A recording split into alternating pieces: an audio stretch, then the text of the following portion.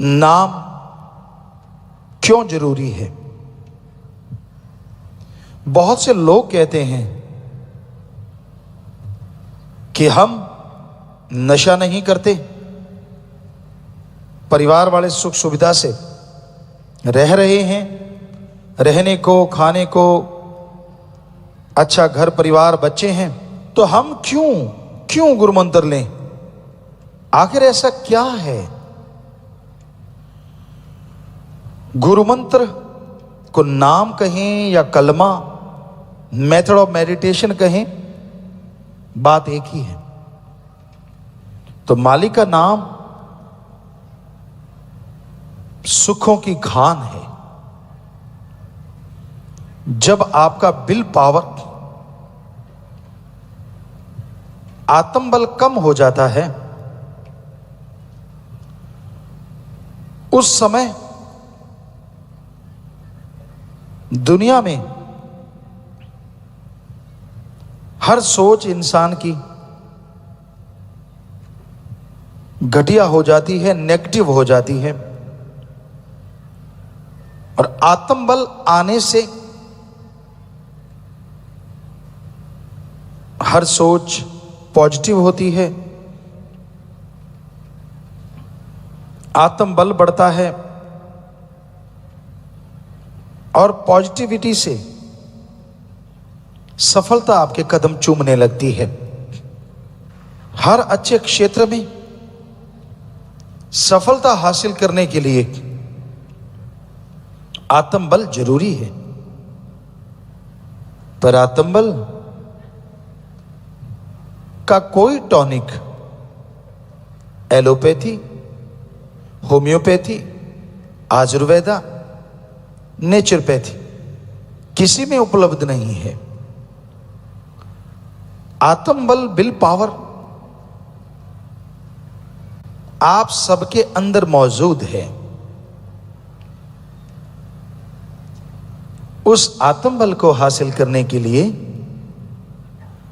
ग्रहण करने के लिए आप अपने अंदर झांकें, अंदर जाएं।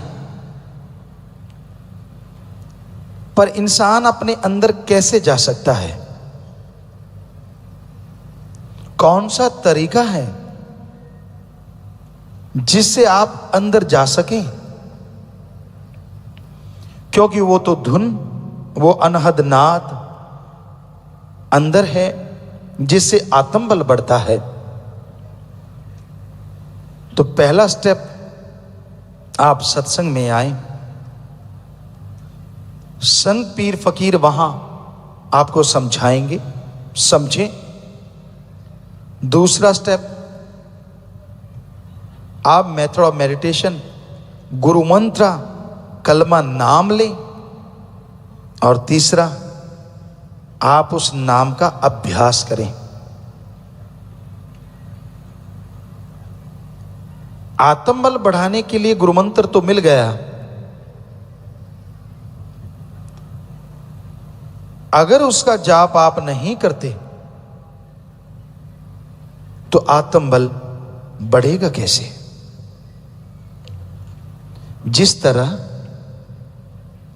आपके सामने घी, दूध, मक्खन, बादाम सब कुछ रखा हुआ है, सिर्फ माथा टेकने से, सिर्फ उनको सजदा करने से उनकी पावर आपकी बॉडी के अंदर नहीं आती, स्वाद आपको नहीं मिलता। अगर आप उन बादाम को, उस घी, दूध, मक्खन को, उन मिठाई को खाओगे, स्वाद भी आएगा और ताकत भी आएगी। उसी तरह गुरु मंत्र है। फकीर, संत उस गुरु मंत्र को दे देते हैं। अब आप उसका अभ्यास करें, जाप करें, स्वाद भी आएगा और पावर भी आएगी। और वो एक ऐसा अलौकिक स्वाद है, ऐसा अलौकिक आनंद है जो आपको काम वासना, क्रोध, लोभ, मोह, अहंकार, मन, माया, तमाम बुराइयों से दूर कर देगा। क्योंकि जैसा प्रभु के नाम में स्वाद है, जैसा नशा है, दुनिया में कहीं नहीं। शराब, पोस्त, भांग, अफीम, चरस, हेरोइन, स्मैक, ये सारे नशे एक तरफ और ईश्वर की भक्ति का नशा एक तरफ। अगर दोनों की आपस में तुलना करें तो ईश्वर की भक्ति का नशा करोड़ों गुना बढ़ के नशा देने वाला है। फर्क क्या है दोनों में? आप दुनियावी नशा करते हैं, वो बर्बादी का घर है। शरीर खत्म होता है, दिमागी तौर पे आप खत्म होते हैं, समाज में आप पे लानतें पड़ती हैं और आप दुखी परेशान रहते हैं। माँ बाप, बच्चे, परिवार सब दुखी हो जाते हैं। ज्यों ज्यों नशा करते जाएंगे आप दुनियावी, त्यों त्यों अपना खात्मा आप खुद करते जाएंगे। पर ईश्वर के नाम का नशा, राम नाम का नशा, जो आप घर बैठे बिठाए कर सकते हैं, घर गृहस्थ में रहते कर सकते हैं, जैसे जैसे जाप करते जाएंगे, जैसे जैसे वो नशा करते जाएंगे, आपका शरीर तंदुरुस्त, दिलो दिमाग स्वस्थ से स्वस्थ होता चला जाएगा। घर परिवार में खुशियां, रौनक आनी शुरू हो जाएगी और समाज में लोग आपकी इज्जत करेंगे।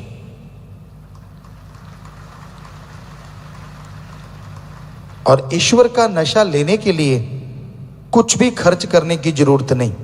ना पैसा चढ़ाओ, ना कपड़ा लत्ता बदलो, ना जमीन जायदाद, ना नोट बोट का चक्कर। आप जुबान से ईश्वर की भक्ति करें और हाथों पैरों से कर्म जोगी बने। अच्छे कर्म करो, चाहे वो शारीरिक मेहनत हो, चाहे दिमागी मेहनत। अगर अच्छे कर्म करते जाओगे, साथ में प्रभु का नाम लेते रहोगे, तो जिंदगी की मुश्किलें आसान होती जाएंगी। आपके रास्ते में जो भी कांटे आते हैं वो फूल बन जाएंगे। आपके दिलो दिमाग में जो भी नेगेटिविटी है, भक्ति से, इबादत से, वो पॉजिटिव रेज आने शुरू हो जाएंगी। कई बार आदमी अपनी आदतों से मजबूर होता है। कई किस्म के लोग हैं इस दुनिया में, पर ज्यादातर लोग जो दिखते हैं वो होते नहीं। ये हमने 5-7 करोड़ लोगों को देखा, उनसे मिले, ज्यादातर का ये हाल होता है। जो बोलते हैं वो होते नहीं, और जो होते हैं वो बोलते नहीं। सारे एक जैसे नहीं होते। अच्छे लोग भी हैं, भले लोग भी हैं, जो नेकी भलाई करते हैं और नेकी भलाई को दुनिया तक लेके जाते हैं। पर कुछ ऐसे गिरी सोच के लोग होते हैं जो अच्छाई में त्रेड़ ढूंढते हैं। उनका काम होता है नंबर बनाना, कि मेरे नंबर बनने चाहिए, किसी की भावना को ठेस लगे तो लगे। हम आपको कहा करते हैं, एक दीवार पे प्लास्टर किया हुआ है सीमेंट का, वहां चींटी दौड़ रही है। वो चींटी ये देखने नहीं आई कि दीवार कितनी खूबसूरत है, चींटी ये देखने आई है कहीं तरेड़ मिल जाए तो घुस जाऊं। सो इस तरह के भी लोग होते हैं। लेकिन राम नाम में तो कोई तरेड़ होती ही नहीं, ना तो कोई वहां पैसा लिया जाता है, ना धर्म जात मजहब छुड़ाया जाता है, ना किसी से कोई जोर जबरदस्ती होती है। आप जिस मर्जी धर्म में रहें, जो मर्जी पहनावा पहने, आप धर्म मजहब में रहते हुए ईश्वर की भक्ति कर सकते हैं। आप धर्म मजहब में रहते हुए जो मर्जी पहनावा पहने, जिस मर्जी धर्म को माने, भगवान को इन चीजों से कोई लेना देना नहीं। भगवान को लेना देना है कि आप अपनी आत्मा के लिए कितनी भक्ति करते हैं, उस मालिक को याद करते हैं और कितनी परहित परमार्थ सेवा करते हैं। अगर आप भक्ति करते हैं, परहित परमार्थ सेवा करते हैं, तो यकीनन वो मालिक आपको खुशियों से लबरेज करेंगे ही करेंगे। अगर आप दिखावा करते हैं, सिर्फ ये सोचते हैं कि मेरे हाथ जोड़ने से या सिर झुकाने से वो मिल जाएगा, तो ये आप अपने आप को धोखा दे रहे हैं। प्रभु किसी दिखावे में नहीं आता। उसको अगर पाना है तो अंत्यकरण को साफ कीजिए, अपने दिमाग से कचरा निकाल डालिए। क्योंकि जब तक आप भक्ति नहीं करते, आपके दिमाग का शीशा साफ नहीं होता। क्या आपने ये सुना है बिना पढ़ने की डिग्रियां हासिल हो गई? हो सकता है ऐसा होता हो, पर क्या आपने सुना है धरती में बीज डाला ही नहीं और फसल खड़ी हो गई?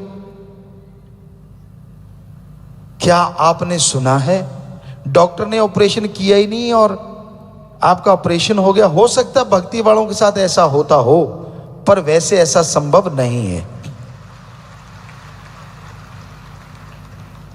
आप डिग्री डिप्लोमा हासिल करते हैं, जिंदगी के 20-25 साल लगाते हैं, और अगर प्रभु को देखना है, उसकी भक्ति को जानना है, तो जिंदगी के 20-25 महीने ही भगवान की तरफ लगा के देखो,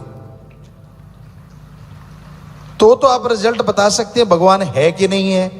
चंद किताबें पढ़ लेने से, थोड़ी डिग्रियां हासिल कर लेने से ये कह दो भगवान नहीं है, तो इससे मूर्खता नहीं कहेंगे तो और क्या कहेंगे?